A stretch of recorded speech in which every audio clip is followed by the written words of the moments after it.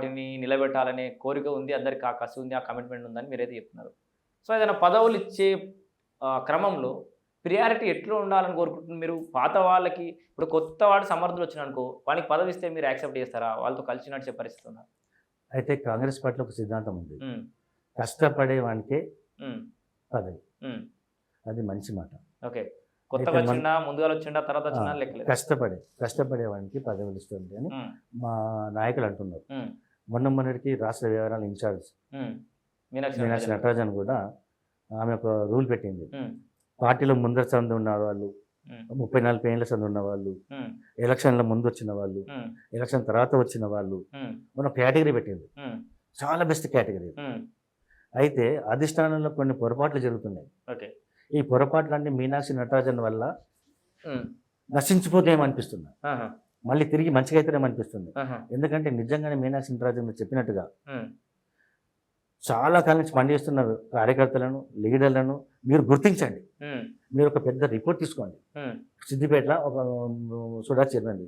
ఎవరికి ఇస్తే బాగుంటుంది? ఎన్నాళ్ళు సందులు పనిచేస్తుంది? నిజాయితీగా పని చేస్తున్నారు. హ్మ్. ఒక లీస్ట్ తెప్పించుకోండి. మీరు అధికారం ఉన్నప్పుడు ఎంతసేపు మీరు సిద్దిపేట సో, గురించి నేనొకటి అన్న మీ పార్టీలో జరుగుతున్నటువంటి ఒక చర్చ ఏంటి అంటే కొత్త, పాత వాళ్ళకి మధ్య జరిగింది. పాత వాళ్ళేమో మేము ఫస్ట్ నుంచి జెండా పట్టుకొని ఉన్నాం. ఎట్లాంటి పరిస్థితులు గాని కాంగ్రెస్ జెండాని ఇడిచిపెట్టలేదు.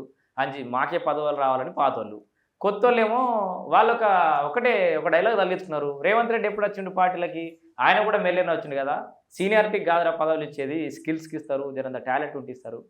అంటే ఇప్పుడు సమర్థవంతుడు వచ్చిండనుకుందాం అన్న. మీ ఏళ్ల నుంచి జెండా పట్టుకున్న కార్యకర్త ఉండొచ్చు గాక.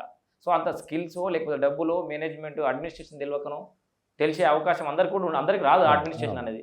బాగా అడ్మినిస్ట్రేషన్ తెలిసి డబ్బులుండి లేకపోతే అన్ని రకాలుగా ఇన్‌ఫ్లుయెన్స్ చేయగలిగినటువంటి ఒక నాయకుడు మీ పార్టీలోకి వచ్చిండనుకుందాం. ఆయనకు పదవిస్తే తప్పా మరి? మీరు ఈ మీనాక్షి నటరాజన్ పెట్టిన డేట్ ప్రకారం గాని ఇంకే లెక్క చూస్తున్నా కూడా. అయితే ఇంకొకటి మీరు చెప్పేది కరెక్టే కావచ్చు. నేను కూడా అని చెప్పిన ఇంతకుముందు. అంటే మన స్కిల్, మన నైపుణ్యతను బట్టి ఇవ్వచ్చు కదంటలేను. కాకపోతే చాలా ఏళ్ల సంది అంటే అన్ని అర్హతలు కలిగి ఉండి ఇద్దరికి సమాన న్యాయం చేసే అయితే పరిస్థితి ఒక ఉండాలి. 10 పోస్టులు ఉన్నాయనుకో, సీనియర్‌కి ఇస్తూ 3-4 పోస్టులు జూనియర్ కూడా ఇవ్వచ్చు. ఓకే. జూనియర్‌కి ఇస్తే ఏమైతుందంటే వానికి ఎక్స్‌పీరియన్స్ వస్తది. ఓ 4 ఏళ్లలో ఒక పార్టీ పొజిషన్ తీసుకొని కష్టపడుతుంటే వానికి కూడా అనుభవం వస్తది. వాడు కూడా సీనియర్ అవుతాడు కొద్ది రోజులలో. అయితే నేనేది ఏంటంటే అందరికీ కలిపి ఇవ్వాలి. ఓకే. సీనియర్, జూనియర్ లేకుంటే సీనియర్స్‌కి ఇంపార్టెంట్ పదవులు ఇస్తూ జూనియర్‌గా ఉండేటువంటి పదవులు గట్టిగా పెడితే కొద్ది రోజులు సో, అదే ఇప్పుడు కొత్త పార్టీలోకి వచ్చినా కూడా ఆ పార్టీకి ఎసెట్ అవుతాడు అన్నప్పుడు ఖచ్చితంగా ఇవ్వడంలో తప్పులేదు. సో, రేవంత్ రెడ్డి దానికి ఎగ్జాంపుల్. రేవంత్ రెడ్డి కాదు ఇంకా చాలా మంది ఉన్నారండి.